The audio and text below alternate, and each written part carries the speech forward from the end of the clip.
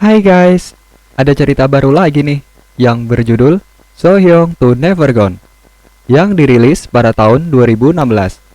Film ini lumayan bikin emosi karena perilaku ceweknya, menceritakan tentang seorang gadis miskin yang bersekolah di tempat elit, di mana semua orang yang bersekolah di sana adalah orang kaya. Nah, pertemuan gadis ini dengan seorang siswa yang kaya raya mengubah hidupnya. Namun dengan pedoman tidak ingin merepotkan orang lain, membuat ia menolak segala bantuan apapun dari siapapun, sehingga membuat ia benar-benar mengubah hidupnya. Nah, bagaimana kelanjutannya? Ini dia ceritanya. Di awal film, kita diperlihatkan seorang siswi perempuan bernama So Hyun Jin sedang duduk di ladang bunga menunggu bus jemputan yang akan membawanya ke kota.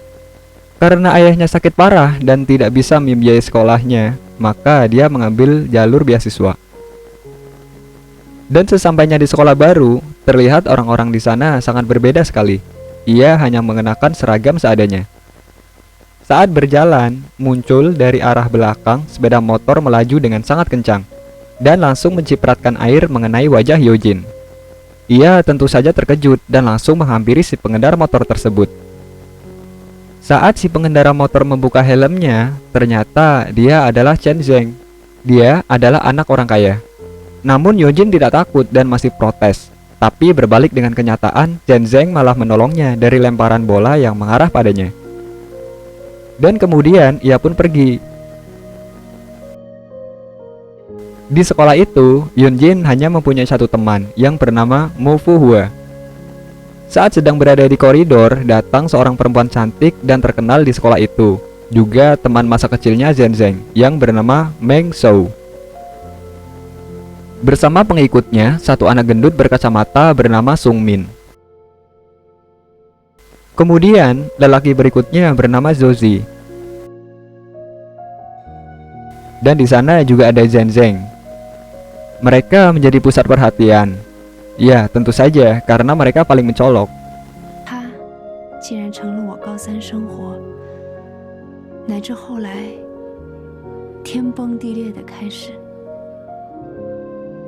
Dan ketika memasuki kelas barunya, Hyunjin dikagetkan bahwa dia sekelas dengan Zhen Zheng. Saat dia hendak berjalan menuju bangku kosong, tiba-tiba Zhen Zheng berdiri. Kemudian ia pindah tempat duduk menjadi Hyunjin yang duduk di bangkunya, yang tepat berada di hadapannya.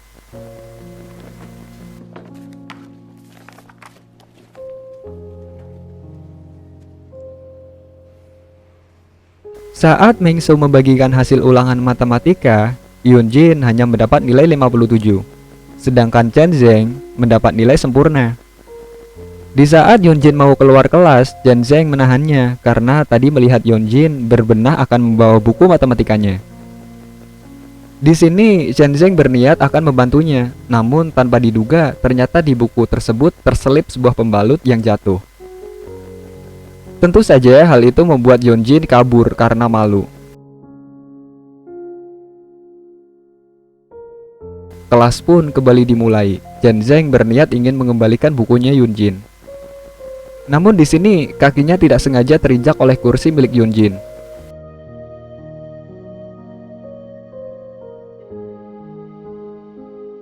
Dan setelahnya saat asik berdua mengobrol dengan Mo Fua, Hyunjin dihadang oleh Zuzi. Dan di sana juga ada Zhen Zheng. Mereka meminta ganti rugi atas kaki Zhen Zheng yang sakit diakibatkan oleh Hyunjin. Dan tanpa pikir panjang, ia pun memberikan kartu debit miliknya untuk mengganti kerugian tersebut. Dan saat sedang di kantin, Zozi malah menghabiskan uang tersebut dengan mentraktir semua orang di sana dengan es krim. Membuat Zhen Zheng jadi tidak enak hati. Ia pun merasa bersalah dan kemudian mengembalikannya.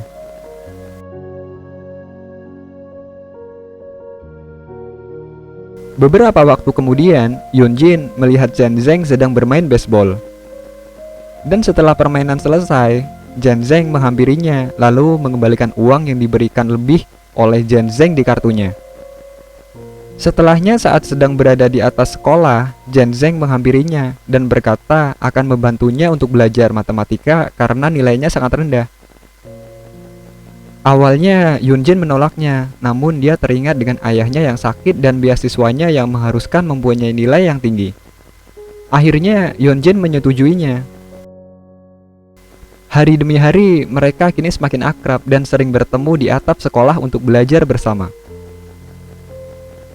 Dan saat hasil ulangan dibagikan, Yeonjin terkejut sekaligus bahagia karena bisa mendapat nilai 85 berkat hasil usahanya belajar bersama Janzeng. Keesokan harinya, Yeonjin tidak masuk sekolah dan Janzeng tentu saja mengkhawatirkannya. Lalu menanyakan pada Mufwa dan dia menjawab bahwa ayahnya sakit parah yang mengharuskan dia pulang ke kampungnya. Berhari-hari Yeonjin tidak masuk sekolah membuat Janzeng merasa kesepian. Dan saat membaringkan kepalanya di meja, Janzeng terkejut karena ada yang menempati tempat duduk di depannya. Namun itu bukan Yeonjin, melainkan Mufwa. Dan dia mengatakan Yeonjin sudah kembali, namun ia meminta berpindah bangku dengannya. Janzeng yang mengetahui hal itu langsung berlari mencari keberadaan Yeonjin. Dan ternyata dia memang benar ada. Namun dia tidak ingin bertemu. Saat Janzeng mengetahui alasannya, dia terkejut karena terdapat tanda hitam di tangan kirinya Yeonjin, yang artinya ayahnya meninggal.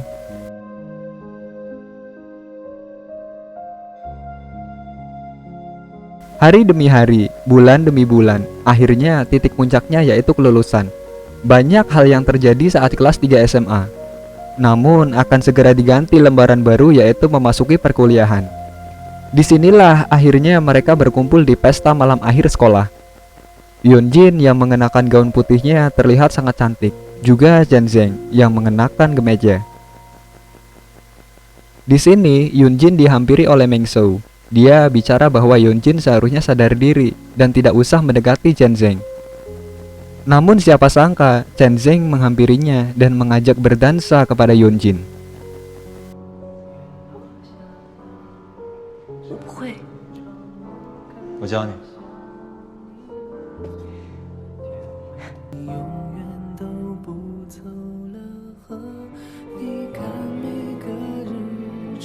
Dan tak lama kemudian lampu mati. Dan pada saat itu Janzeng memeluk Yeonjin. Namun saat lampu sudah menyala, Yeonjin yang menyadarinya langsung berlari ke arah luar dan diikuti oleh Janzeng. Saat keduanya di luar, Janzeng mengungkapkan perasaannya dan mengajak Yeonjin memasuki universitas yang sama dengannya di Beijing. Namun respon Yeonjin hanya memberinya ciuman yang diartikan oleh Janzeng sebagai bentuk menerima perasaannya. Namun Janzeng tidak tahu bahwa Yeonjin berpikir itu adalah hadiah terakhirnya. Dan disitulah Yeonjin akan meninggalkannya.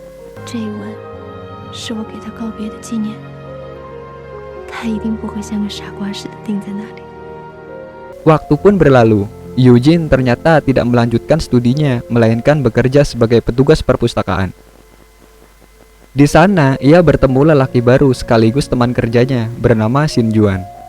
Mereka semakin hari semakin akrab nih, dan di sini Yeonjin masih teringat terus pada Janzeng. Namun tanpa disangka, Janzeng mendatangi tempat di mana Yeonjin bekerja. Itulah pertemuan pertamanya setelah mereka berpisah beberapa bulan. Janzeng mengajak kakak perempuannya karena dia akan mengunjungi kuil. Saat sudah berada di kuil, mereka berempat berdoa bersama. Kemudian Shin Juan diajak oleh kakak perempuannya Janzeng untuk membeli minum, meninggalkan Yeonjin dan Janzeng berdua. Terlihat mereka bertengkar sedikit perihal perasaan di masa lalunya, dan akhirnya mereka berciuman. Namun di tempat lain, Juan melihatnya, dan tidak hanya itu saja. Saat mereka makan pun, Yeonjin dipaksa untuk minum, yang akhirnya dia sedikit sadar dan menyebut-nyebut nama Janzeng.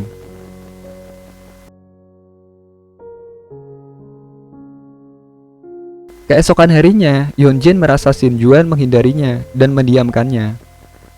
Dia pun bertanya mengapa dia begitu, dan Shin Juan pun menjawab bahwa ternyata Yeonjin memiliki perasaan terhadap Janzeng. Setelahnya, Yeonjin mengunjungi apartemen di mana tempat Janzeng tinggal. Dia pun emosi nih, dan langsung memasuki apartemen tersebut dan melemparkan tas ke arah Janzeng. Janzeng yang tidak mengerti apa yang sedang terjadi pun bertanya. Namun dengan emosi yang luar biasa, ia mengatakan kalau ia membenci Janzeng. Dan terjadilah sedikit pertengkaran di sana. Kemudian Yeonjin memohon untuk jangan mengganggu kehidupannya lagi.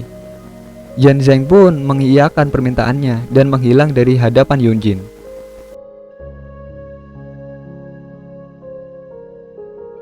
Nah, setelah lama ia menjalani hidupnya, Yunjin dipaksa oleh ibunya untuk kembali pulang ke kampungnya nih. Ia pun memutuskan pulang ke rumahnya, tetapi di sana ia menemui ibunya dengan sosok ayah baru.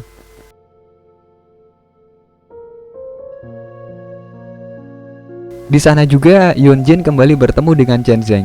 Ia ternyata membuka pabrik milik ayahnya tepat di dekat rumah Yunjin. Ia pun pergi melihat Yunjin sedang mengerjakan pekerjaan ibunya. Di sini ia pun ikut membantunya, bahkan sampai ia begadang mengerjakannya. Paginya, Yunjin melihat banyak luka di tangan Jian Zheng akibat tadi malam ia mengerjakan pekerjaan ibunya itu. Jian Zheng mengatakan pada Yunjin agar setelah lulus kuliah pergi ke Beijing bersama dengannya, agar mereka bisa hidup bersama. Dan kini Yunjin pun menurutinya. Semenjak saat itu, Yunjin belajar dengan giat dan juga mulai melamar pekerjaan untuk di daerah Beijing. Dan beruntungnya, akhirnya ia mendapatkan pekerjaan tersebut. Ia pun kini berada di Beijing dan bertemu dengan Jian Zheng. Mereka memutuskan untuk tinggal bersama karena menurut Yunjin tinggal bersama bisa mengurangi beban biaya hidupnya di daerah asing. Di suatu hari, Jian Zheng mengajak Yunjin ke sebuah perkumpulan reuni keluarganya. Betapa terkejutnya di sana, ia bertemu kembali dengan Shen Juan dan mengetahui bahwa ia kini akan menikah dengan kakaknya Jian Zheng. Ditambah lagi, ia mendapat kabar kalau ayah tirinya Yunjin mendatanginya dan mengatakan bahwa ia berhutang pada perusahaan Jian Zheng dan jumlahnya sangat tinggi. Utang itu untuk biaya pengobatan ibunya yang menderita sakit kanker. Yunjin yang mendengar itu pun bingung untuk mencari uang kemana dengan jumlah yang sangat besar itu. Hingga akhirnya ia memutuskan untuk meminjam uang kepada Shen Juan.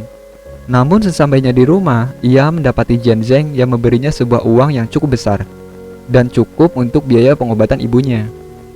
Karena ternyata ayah tirinya ini juga bercerita kepada Jian Zheng.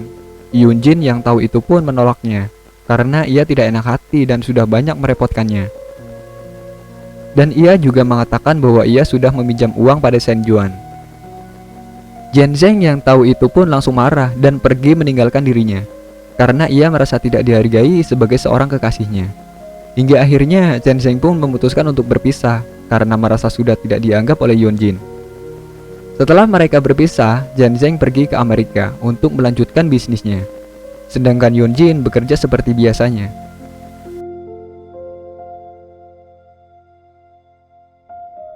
Sudah 2 tahun berlalu, dengan diselimuti rasa menyesal, akhirnya Yunjin pergi menyusul Jian Zheng ke Amerika. Dan di sana, ia akhirnya menemui pria yang selama ini ia cari. Namun ia tidak tahu apakah Jian Zheng masih menyimpan rasa ataukah tidak. Film ini pun berakhir.